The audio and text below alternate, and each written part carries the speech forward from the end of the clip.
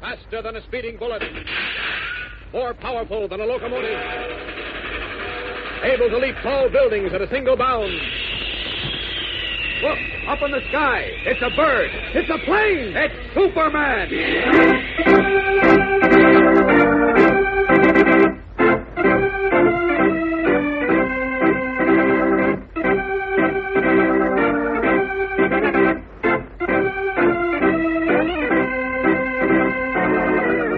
Yes, it's Superman, strange visitor from the planet Krypton, who came to Earth with amazing physical powers far beyond those of mortal men, and who, disguised as Clark Kent, mild-mannered reporter for a great metropolitan newspaper, wages a never-ending battle for truth and justice.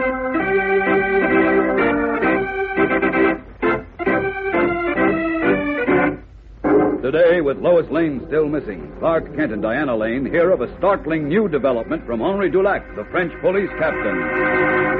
Ah, Monsieur Kent, you know of the taxi driver and the hotel manager? Those on whom we counted the leaders to Mademoiselle Lois Lane? Yes, of course. What about them, Captain? They have just been found in a woods. They were shot. Shot? Oh, no. They are both dead. So now, how shall we find la pauvre Mademoiselle Lois Lane?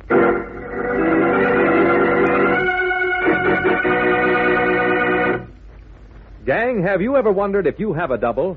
I mean someone who looks exactly like you. You know, that happens quite often.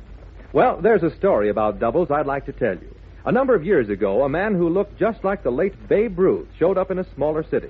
He walked like the great Bambino, he talked like him, and he even said that he was Babe Ruth. Well, naturally, the people in this city were very flattered to have him as a guest. And wherever he appeared, crowds gathered. Youngsters and grown-ups came and asked him to autograph their baseballs and bats and autograph books. For 2 weeks, this man acted like a big shot. He ran up big bills and bought everything in sight. Well, finally, someone read in the papers that the real Babe Ruth was a couple of 1,000 miles away. And this person was exposed as a cheat. Now, wasn't that a stupid thing to do? Of course it was.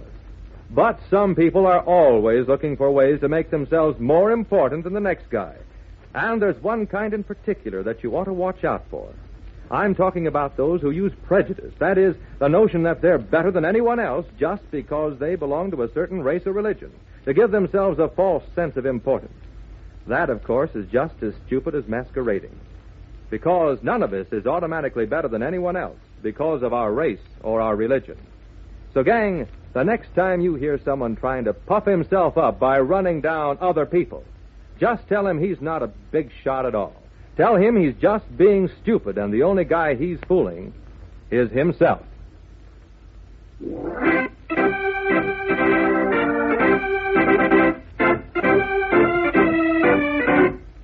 And now, the adventures of Superman. A mysterious French letter, which was given to her by an unknown man in Paris, led to the abduction in France's capital city of Diana Lane and her sister Lois, Daily Planet girl reporter, by a masked man. Diana managed to escape, but when she and Clark Kent, who unknown to all is Superman, returned to the house of the masked man, they found both Lois and her captor gone. Certain that the key to the mystery was in the French letter, which was now in the hands of the masked man, Kent and Police Captain Dulac were setting out to question a taxi driver and an hotel manager to whom Diana had shown the letter in an effort to have it translated. But just then, Dulac received a phone call. And when he replaced the instrument and turned to face Kent and Diana, his face was full of dismay. What's the matter, Captain Dulac? Yes, what's happened? It is very bad, Monsieur Kent. What's very bad? The taxi driver and the hotel manager have just been found dead in a woods. They were shot. What? Oh, no. Now we shall never know what was in the letter. And without that information, how can we find the masked man and the Mademoiselle Lois Lane? Oh, dear, this is terrible. Those men Poor must have been Lois. shot by the masked man to prevent them from revealing what was in the letter. Of course. But now we are, how you say, of the tree, eh? Maybe not. I'm afraid so, monsieur. Because only the taxi driver and the hotel manager knew what the letter said, since Mademoiselle Diana showed it to nobody else. Is it not so, Mademoiselle? Yes, that's right. That is nobody except for Raymond, my dancing partner, but he can't read French either. So you see... Wait, Monsieur Kent. Captain, wait a minute. Diana, I want you to think hard about that letter. Mm-hmm. Maybe there's something you can recall about it that Captain Dulac will be able to... No, I've told you, Clark, it was in French. I couldn't read Yes, it. I know. But there may be something else about it that'll, give us a lead. Can you recall any words, any, names, perhaps? Names? Yes. Let me see. It seems to me there were some names. There were? Can you remember them, mademoiselle? No, I think there was a George something. George what? Oh, I can't remember, But Clark. you had the letter in front of you. How can you not remember? I told you I couldn't understand it, All right, now, Captain. wait a minute. And I didn't know then how important it was going to be, so I certainly didn't study. Please, take it easy now, both of you. We've got to stay calm. Diana, let's try this from another angle. All right. When you showed the letter to the taxi driver and then to the hotel manager and asked them to translate it, they might have said something about it that you haven't told us. No, they didn't, Clark. They just flew into a rage. You'd think I'd insulted their mothers. But they must have said something. No, they just shouted about lies and insults to great men in La Belle France. Great men. Did they mention any names? No, they were too busy calling me names. For spreading lies, they said. Oh, well. We get nowhere, Monsieur Kent. I shall return to wait, headquarters please. now. Just a minute, Captain. Diana, our only chance to find Lois is through that letter. I know, Clark, but what can I do? I'm going crazy with worry. I want you to try one thing more. For Lois. Anything, Clark. I'll do anything to find Lois. Okay. I want you to picture that letter in your mind. Shut everything else out and just concentrate on that letter. All right, Clark. Now, is there anything about it that seems to stand out? Anything at all? No. We waste time, monsieur. Please, Captain. Think hard, Diana. I am, but... Oh, wait a minute, the signature. Huh? What about the signature, Diana? It was a capital L. Only the single letter L? Yes, but... That is Wait, no Captain, L. please. What else did you start to say, Diana? Well, there were some kind of little pen scratchings under the letter Scratchings? L. Yes, I didn't pay any attention to them at the time, but now that I think back, it seems to me they formed a bird. A bird? Yes, a sort of a rough little drawing of a small bird. I'm not actually positive, but I think so. Can't imagine now we get someplace. What? What do you mean, Captain? The bird. It is, I believe, a code signature for a secret government agent. Oh. Well, then. We may be on the right track at last. Come, Monsieur Kent. You and I will proceed to the office of Colonel Charlot of the French Secret Service, where we may learn all about this letter. Allons.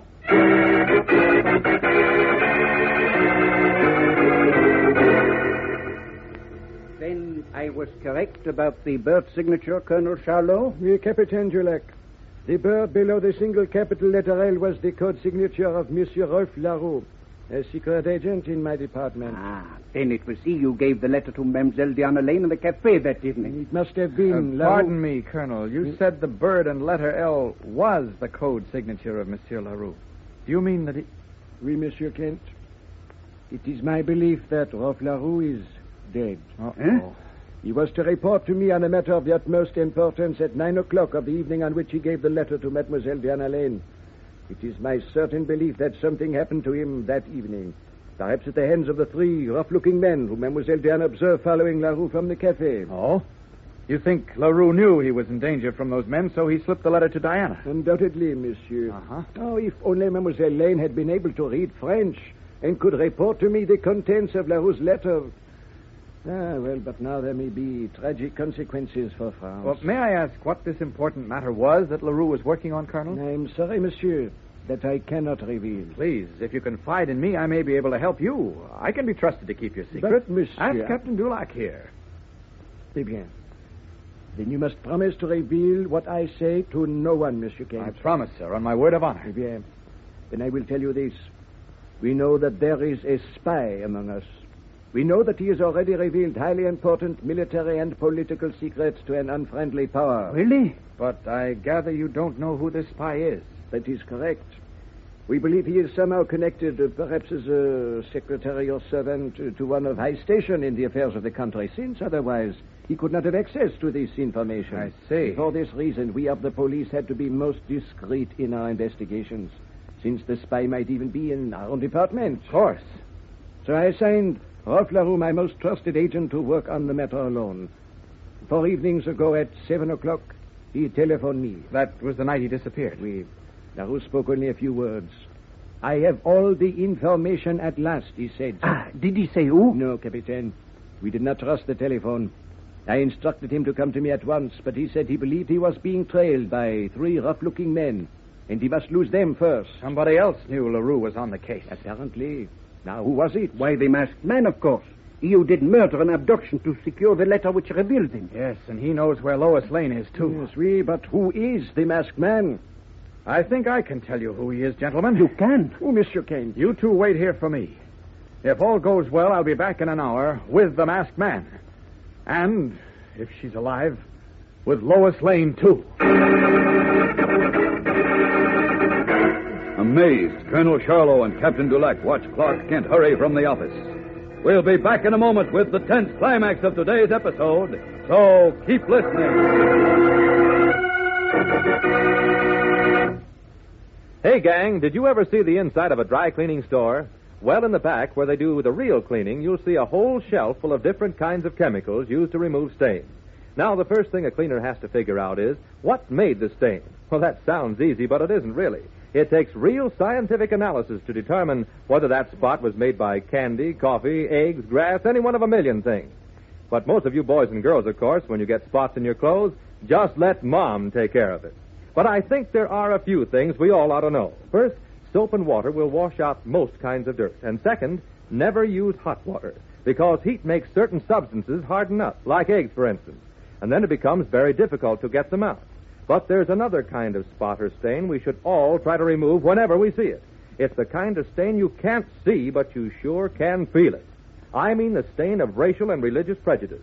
You know how it is when you meet a fellow who's all dressed up in his best suit, but there's a spot right on his coat. It spoils his whole appearance. And the same thing happens when you meet a person who's prejudiced, who makes nasty cracks about other folks' race or religion, and who acts like a bully or a snob. Prejudice just spoils his personality and keeps him from being attractive or appealing. It's a mark that needs cleaning badly, not with soap and water, but with facts and truth, and ordinary fair play and common sense. Keep that in mind, gang. Never let the mark of prejudice spoil your good looks. And whenever you see it on someone else, do your level best to clean it up by talking sense to whoever is stained with it.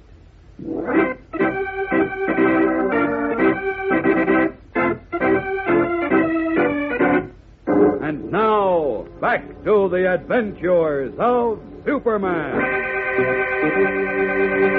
In a private office not far from the one in which Clark Kent has just left Colonel Charlot and Captain Dulac, the telephone has just rung. The only occupant of the office, a rather stocky, gray-haired man, answers. Hello? Monsieur, c'est Jacques. Ah, oui. Edward has just phoned me from the cottage, monsieur. Well, was it done? Not yet, monsieur. No, why not? When Edward observed Mademoiselle Lois That's no name. Pardon. When he observed the person was a girl, he refused to do the deed. And I say you... Listen to me, Jacques. Listen well. Monsieur. You will proceed there at once and attend to the matter yourself, you understand? Oui, monsieur. Every moment she is still with us is a great danger to me. You will go at once. At once, do you hear? Oui, monsieur. I proceed now. Au revoir. Replacing the telephone, the gray-haired man whom we last saw wearing a mask scowls at his wristwatch, calculating how long it will be before his order to eliminate Lois Lane will be carried out. Where is Lois, whom we know now is still alive? And where is Clark Kent, who promised, if all went as he expected, to have the masked man and Lois in his hands within the hour? We'll find out in tomorrow's thrilling, action-packed episode, gang, so be sure to listen. Tune in, same time, same station, for Chapter 9 of The Mystery of the Letter on The Adventures of Superman.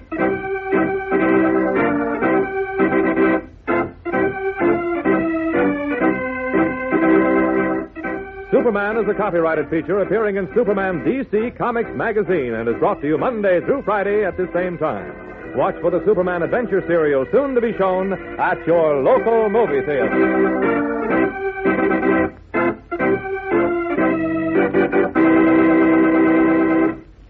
This program came from New York. Stay tuned to your mutual station for Adventure Parade, which follows in just a moment. And right after Adventure Parade, you will hear Tom Mix and his straight shooters. This is the Mutual Broadcasting System. Welcome back. So our villain had the misfortune to send out a hitman to be one of the few who would just refuse to kill Lois Lane as a matter of chivalry. Okay, so Yeah, the last couple episodes have been a little bit slower, focused on just trying to get Diana to remember. But the episode ends setting up the story to get a bit more action, hopefully in the next few parts. Alright, well that will be all for today. Join us back here on Sunday for part 9. A reminder that when we quickly finish the next serial, will be to 1 half-hour program a week. That will be available late Monday afternoon or Monday night, depending on which part of the country you're in. In the meantime, send your comments to adam@adamsweb.us and be sure and rate the show on iTunes. But from Boise, Idaho, this is your host, Adam Graham, signing off.